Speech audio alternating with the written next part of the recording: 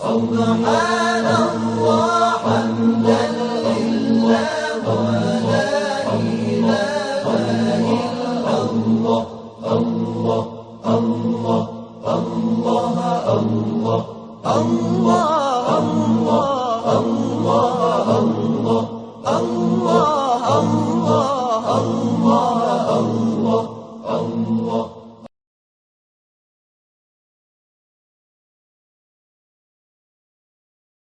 A'udzu billahi minasyaitonir rajim. Bismillahirrahmanirrahim. Alhamdulillahirabbil alamin wassalatu wassalamu ala rasulil azam Muhammadin sallallahu alaihi wa alihi wasallam wa ala ahli baitihi thayyibin tahirin. Naqulu lakum assalamualaikum warahmatullahi wabarakatuh. Para pemirsa dan pendengar yang kami hormati, marilah senantiasa kita bersyukur atas segala nikmat yang Allah berikan kepada kita, dan marilah kita selalu berusaha semaksimal mungkin untuk memanfaatkan kenikmatan ini di jalan yang benar.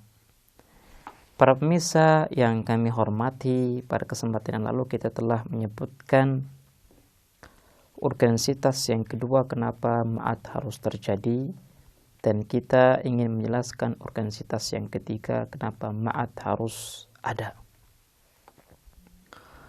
Urgensitas yang ketiga atau alasan yang ketiga ma'at itu harus terjadi adalah karena ma'at merupakan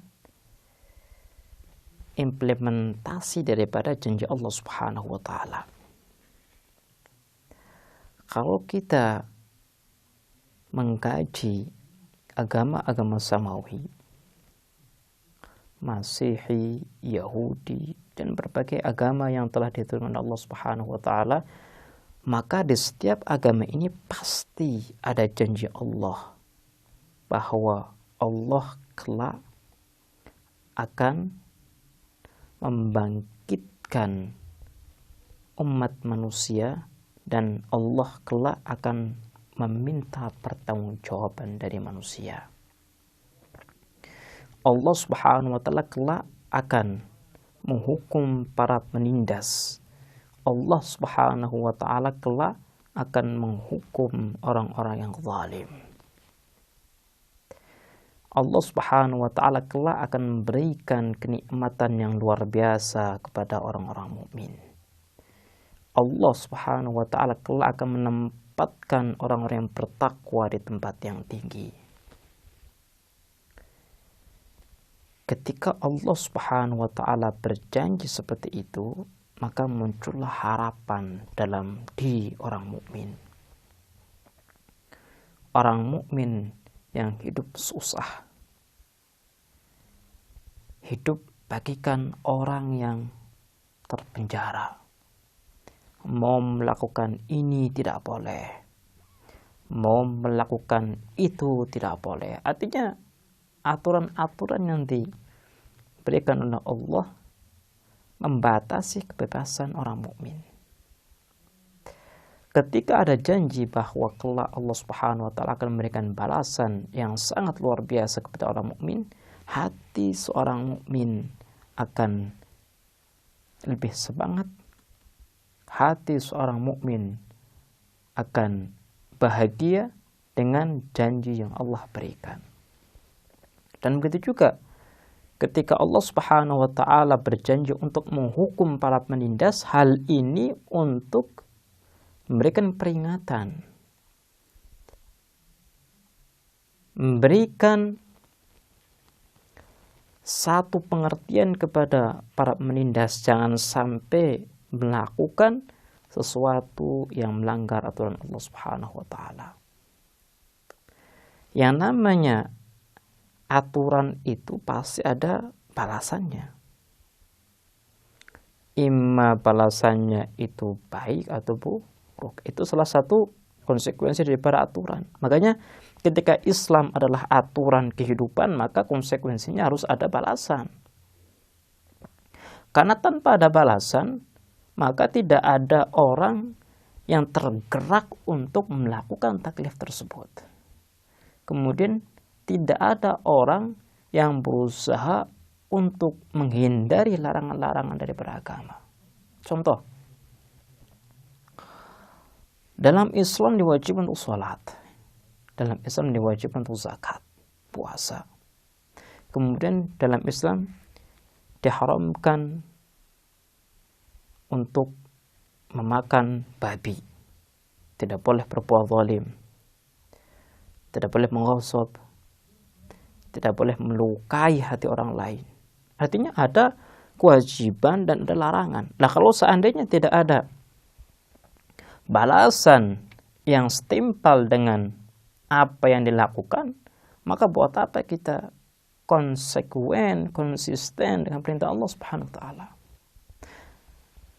Ketika tidak ada balasan, maka tidak bisa dibedakan antara yang zalim dan antara yang muslim, yang mukmin. Makanya Allah Subhanahu wa taala di ayat yang telah kita baca pada kesempatan yang lalu, Allah ingin menyadarkan kepada kita, wahai manusia, janganlah kalian menyangka bahwa seorang yang penindas itu sama di mata kami dengan seorang yang mukmin dan bertakwa. Kelak kami akan menempatkan setiap daripada keduanya di tempat yang sesuai. Jadi kenapa ma'at harus ada? Karena ma'at merupakan satu konsekuensi daripada janji Allah Subhanahu wa taala yang berbunyi bahwa setiap yang muslim yang taat pasti akan berbahagia, dan setiap yang menindas berbuat zalim pasti akan sengsara. Janji ini tidak akan bisa terwujud tanpa ada ma'at. Para pemirsa bisa melihat bagaimana aturan Allah itu satu dengan yang lainnya saling berkaitan. Ketika Allah Subhanahu wa taala mewajibkan seorang untuk melakukan kewajiban, melarang orang untuk melakukan sesuatu, Allah pun sudah menghitung.